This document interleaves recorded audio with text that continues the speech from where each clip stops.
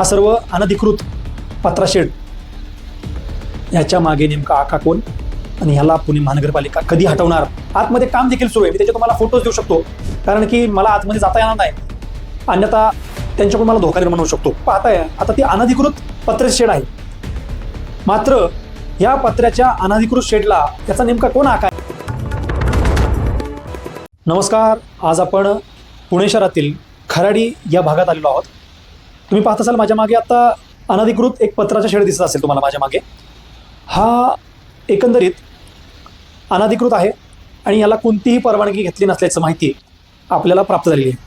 आता बातमी करायचं रिझन असं आहे की एक तुम्हाला मी समोरची एक इमारत दाखवतोय, जी इमारत आता एक 9 BRD एअरफोर्स स्टेशन माझ्या समोरच्या बाजूला मी तुम्हाला दाखवत होता कॅमेरा फिरून. तुम्ही पाहत असाल आता की आपल्या समोर 9 BRD एअरफोर्स स्टेशन आहे.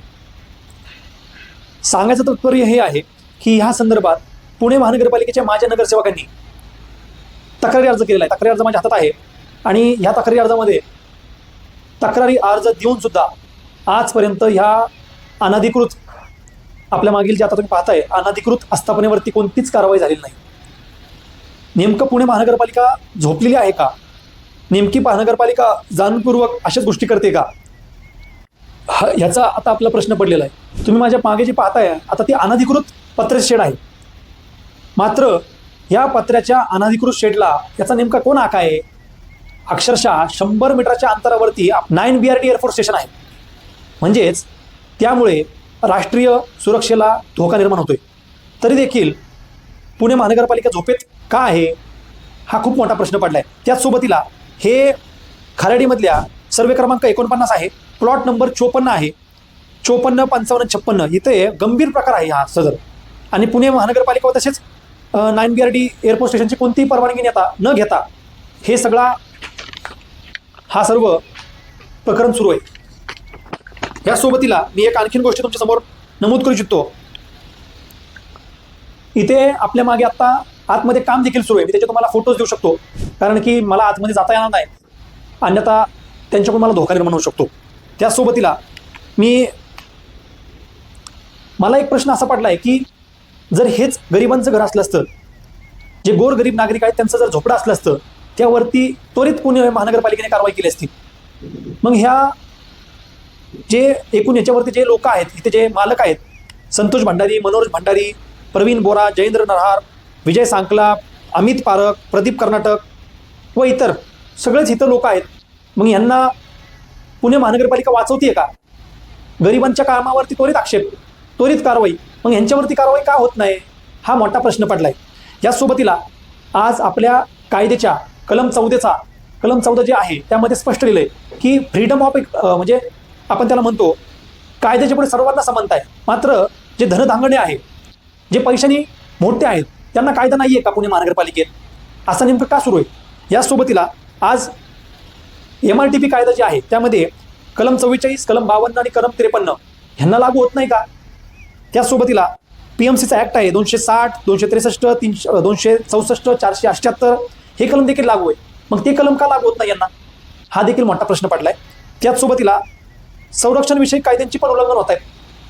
मग नेमकं पुणे महानगरपालिका काय करते? त्याचसोबतीला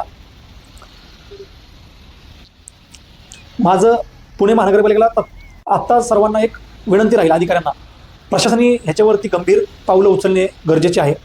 त्यासोबतीला तात्काळ त्यांनी संयुक्त पाहणी करून पंचनामा करणे गरजेचं आहे.